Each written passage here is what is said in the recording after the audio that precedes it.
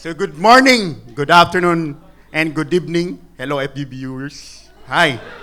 So simulan na tayo. Let's take a few moments to reflect our spiritual significance of our tithes and offerings. Ang mga gawain na ito ay higit pa sa simpleng financial na action. Napakatahimik niyo. Ito ay pagpapahayag ng ating pananampalataya, tiwala, at pasasalamat sa Diyos. Church, sabay-sabay natin tuklasin kung bakit mahalaga ang pagbibigay ng tithes and offering at kung paano ito nakaka-apekto sa ating buhay. May 3 points lang po ako. So una,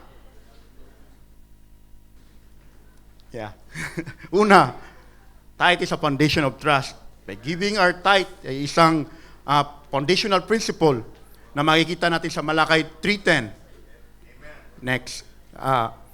And sabi dito, God invites us to test Him in our tithes. No? Sabi ng verse, bring the whole tithe in the storehouse that there may be food in my house. Test me in this, says the Lord Almighty. And see if I will not throw open the floodgates of heaven and pour out so much blessings that there will not be room enough to store it.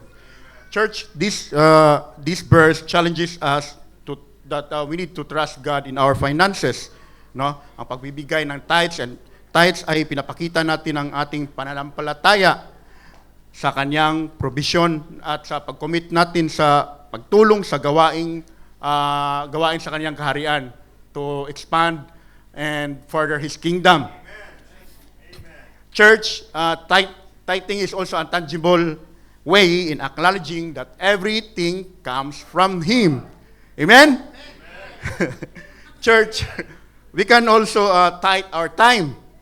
Kung ano, basta yun, we can tithe our time. How?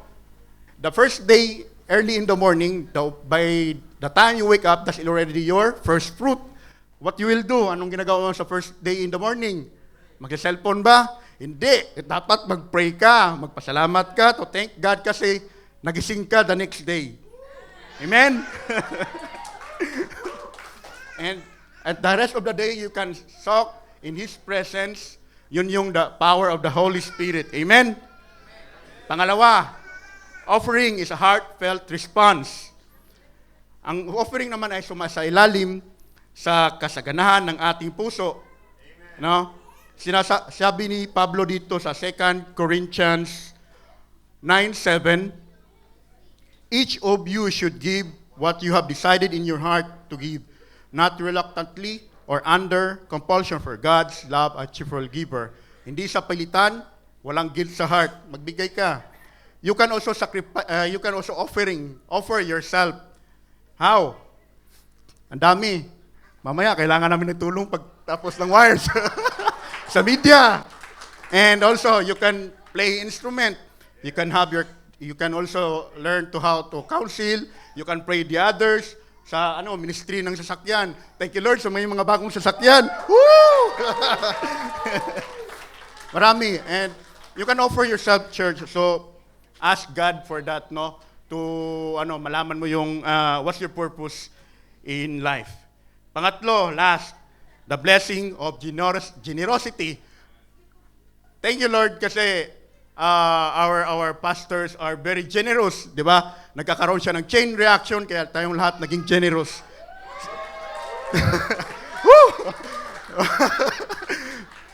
Siguro wala namang dito, no? Hindi generous, no? Wala pa, may 3 minutes pa ako. Ang sabi dito, mapagbigay isang principle that brings blessings, not just for the giver, but also to the recipient. Binibigyan itong diin dito sa Proverbs 11:25. Sabi, a generous person will prosper. Whoever represses others will be refreshed. No?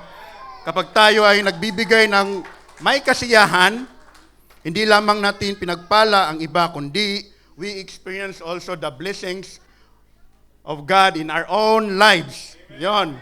Sinong hindi generous dito? It also, thank you Lord, it also aligns with God's heart that opens His abundant grace and provision. No? Church, the key to wealth is being generous. No? Whoever refreshes others will be refreshed. how much if you refresh God? Higit pang matatanggap mo. Thank you, Lord. No? And it's also, church, being generous will enrich our spirit, soul, and body. It enrich our spirit because generosity is one of the attributes of God, and it is in us because of the Holy Spirit is living in us. Soul, because it enrich us the unspeakable joy, and body because it brings physical health. For a joyful heart is a good medicine. Okay. Okay. Last, a heart of worship. Okay, sorry. Ultimately, tithes and offering are acts of worship. Sabi ni King David dito sa 1 Chronicles 29:14, but who am I? Who are my people? That we should be able to give generously as this. Everything comes from you, and we have given you only what comes from your hand. No?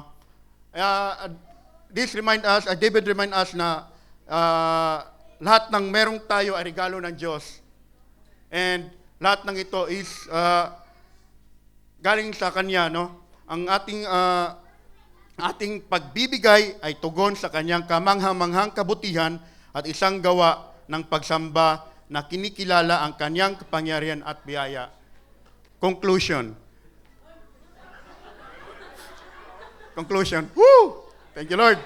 Grabe. Ganito pala yung feelings dito sa harap, no? Thank you, Lord. Conclusion. Church, tithes and offering are integral to our spiritual journey. They reflect our trust in God, our gratitude for His blessings, and our commitment to His work. As we embrace these practices, let us give with joy, faith, knowing that our generosity aligns us with God's purpose and opens the door to His abundant blessings. Thank you, church, and let's give.